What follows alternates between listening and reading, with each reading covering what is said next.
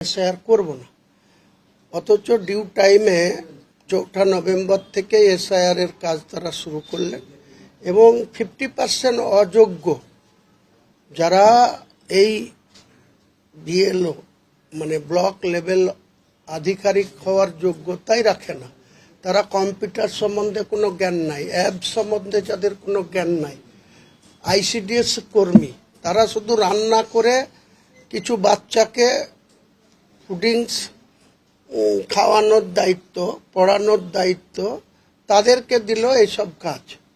এটা রাজ্য সরকারের সম্পূর্ণরূপে পরিকল্পনা মাফিক বাংলার মানুষকে সবসময় একটা আতঙ্কের মধ্যে রাখা, ভোটারদের একটা আতঙ্কের মধ্যে রাখা।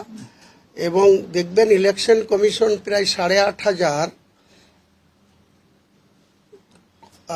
মানে সরকারি আধিকারিকদের নাম চেয়েছিল, সেই নামেও এত ভুলে ভরা এবং এত গ্রেড যাদের যে র্যাঙ্কের অফিসারদের ডাকা উচিত বা যাদের নাম দেওয়া উচিত সেখানেও প্রচুর অসঙ্গতি।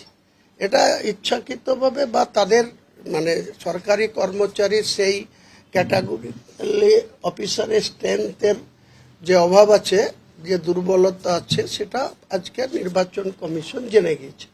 কাজেই এক কথায় যদি আপনি কোনো কৃষক তার জমি চাষ করতে গিয়ে বলদ না জুড়ে যদি ছাগল দিয়ে বা ভেড়া দিয়ে যদি চাষ করতে যায় তাহলে যা হয় তাই হচ্ছে আর কি।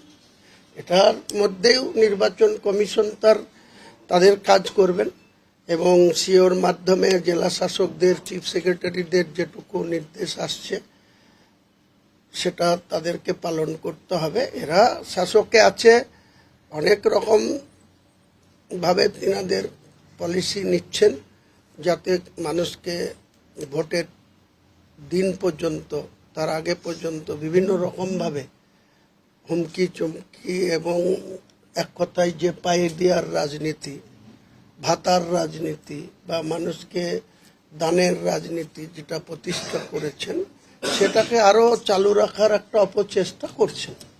এটার একটা অঙ্গ হচ্ছে এই সমস্ত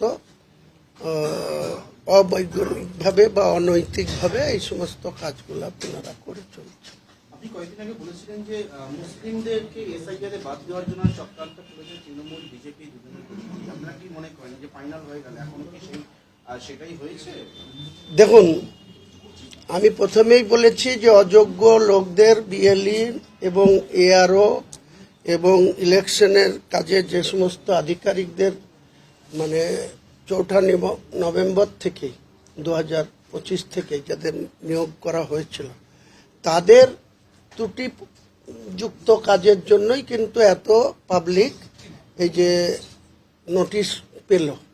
যদি শুরু থেকে সতর্ক থাকতো রাজ্য প্রশাসন তাহলে এত মানুষের কোনো কারণেই, যেটা 58,20,000 বাদ গিয়েছে সেটা তো ডেথ ভোটার, নালে ডবল নেম বা তাদের কোনো জায়গায় নাম থাকা উচিতই ছিল না, তাই বাদ গিয়েছে। তা নিয়ে নাও আমাদের সবসময় আমরা ইলেকশন কমিশনের কাজে তাদের অধিকারকে সম্মান করে এসেছি, আজও করছি। কিন্তু রাজ্য সরকার জেনে বুঝে শুরু থেকেই যে চক্রান্ত তিনারা করছিলেন, এসআইআর মানব না, তারপরে এসআইআর এর কাজ অযোগ্য লোকদের দিয়ে করাবো, তারপরে আজকে দিনে এই যে ফাইনাল ভোটার লিস্ট হতে যাচ্ছে, যখন মুখ্যমন্ত্রী দেখলো যে যদি ডিউ টাইমে ভোটটা না করাতে আমি সহযোগিতা যদি না করি তাহলে তো আমারই সমূহ বিপদ। উনি একদিক দিয়ে ভাবছিলেন যে যদি মার্চ মাসটা ঠেলে দিতে পারি, যদি ভোট ডিউ টাইমে না হয় তাহলে আমি হয়তো শহীদ হয়ে যাব, যে 356 রুল 5ই মে জারি হলে আমি হয়তো অ্যাডভান্টেজ পাবো। কিন্তু আজকের দিনে তৃণমূলের যা সাংগঠনিক অবস্থা, যদি এই পরিস্থিতি হতো তাহলে আর তৃণমূলের পতাকা ধরার লোক আর বাংলায় থাকতো না। কাজেই উনি আবার বুঝে সুঝে এখন শাক দিয়ে মাছ ঢাকার মতো জনতন পকেটে জোড়াতালি দিয়ে ডিউ টাইমে নির্বাচন রাখতে হোক সেটা করছে। যারা লিস্ট মানে যারা বিভিন্ন ডকুমেন্টস দিয়েছে এসআইআর তাতে ভুলে ভরা ডকুমেন্টস, জন্মের আগে জন্ম সার্টিফিকেট, ব্লাড রিলেশন সার্টিফিকেট, এই যে এইগুলো বিভিন্ন জায়গায়, এর জন্য সম্পূর্ণ দায়ী রাজ্য সরকারের। যিনারা ক্ষমতায় আছে তারা প্রতি বছর আপনাদেরকে জানতে হবে যে প্রতি বছর নভেম্বর মাস থেকে জানুয়ারি মাস পর্যন্ত আংশিক ভোটার সংশোধন সংযোজন নিয়োগের কাজ চলে। তাহলে 2002 সালের পরে ফাইনালি যে এসআইআর এর কাজ এত বছর পরে হলো। 2011 সাল থেকে বাংলার মুখ্যমন্ত্রী মমতা বন্দ্যোপাধ্যায় তার আধিকারিকরা এই ত্রুটিযুক্ত ভোটার লিস্ট কেন তারা ঠিক করেননি? ইলেকশন কমিশনের উপরে দোষ দিয়ে তো লাভ নেই। ইলেকশন কমিশন তো দিল্লি থেকে নির্দেশ পাঠায়। প্রতি বছর তো রাজ্য সরকারের কর্মচারীরা প্রাইমারি স্কুলের শিক্ষক বলুন, হাই স্কুলের শিক্ষক বলুন, অন্য পঞ্চায়েত দপ্তরের কর্মচারীরা বলুন, আমরা গ্রামে বাস করি, পঞ্চায়েত দপ্তরের কর্মচারীরা তো এইসব কাজে প্রতি বছর নভেম্বর থেকে জানুয়ারি পর্যন্ত 5ই জানুয়ারি পর্যন্ত ভোটার লিস্টের সংশোধনের কাজ করেন। নতুন ভোটার যারা 18 বছর বয়স পৌঁছায় তাদের নাম 6 নম্বর ফ্লাপ করে নেয়। তাহলে যখন এগুলা করেছে তাহলে এত ত্রুটিযুক্ত ভোটারদের কেন এন্ট্রি করে রেখেছিল, কার স্বার্থে করে রেখেছিল? তাহলে রাজ্য সরকার এই দায় কি এড়াতে পারে? জেনে বুঝে এই সমস্ত ভুয়ো নাম কেনই বা তুলে রেখেছিল? কেনই বা তাদের নাম আগে বাদ যায়নি? এসআইআর করে কেন ইলেকশন কমিশনকে বাদ দিতে হলো? আজকে এই সমস্ত ভোটারদের ব্যবহার করে যারা নির্বাচিত কেন্দ্রের সরকার বলুন আর রাজ্যের সরকার বলুন যারা আছে তারা কি বলতে পারেন দায়িত্ব নিয়ে যে না আমরা স্বচ্ছ ভোটারদের, সঠিক ভোটারদের ভোটে নির্বাচিত হয়ে আমরা সরকারে আছি?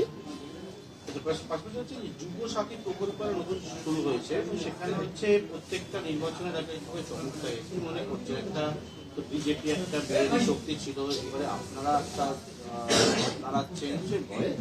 দেখুন, এবারে যে vote and account budget Chandrima Bhattacharya বিধানসভায় পেশ করেছেন, সেই ভোট অ্যান্ড অ্যাকাউন্ট বা অর্থ বাজেট অত্যন্ত শুধু দান আর এই ভাতার বাজেট বলা যেতে পারে। কোনো কর্মসংস্থানের কোনো অপশান নেই এবং কনস্ট্রাকটিভ ওয়েতে বাংলার উন্নতি করার জন্য বা বাংলার যে সমস্ত মানুষদের কর্মসংস্থান করতে গেলে, নতুনভাবে কর্মসংস্থান সৃষ্টি করতে গেলে যে ধরনের শিল্পায়নের দরকার, প্রতি বছর বছর তো মুখ্যমন্ত্রী শিল্পায়ন মেলা করেন, তিনি শিল্পপতিদের ডেকে নিয়ে আসেন। তিনি কি রিপোর্ট কার্ড দেখাতে পারবেন বাংলার মানুষকে যে আমি এত বছর ধরে প্রতি বছর শিল্পায়ন করেছি? তার কোন শিল্পপতি কত টাকা ইনভেস্ট করেছে বাংলায় মানুষের জন্য, বাংলার উন্নয়নের জন্য?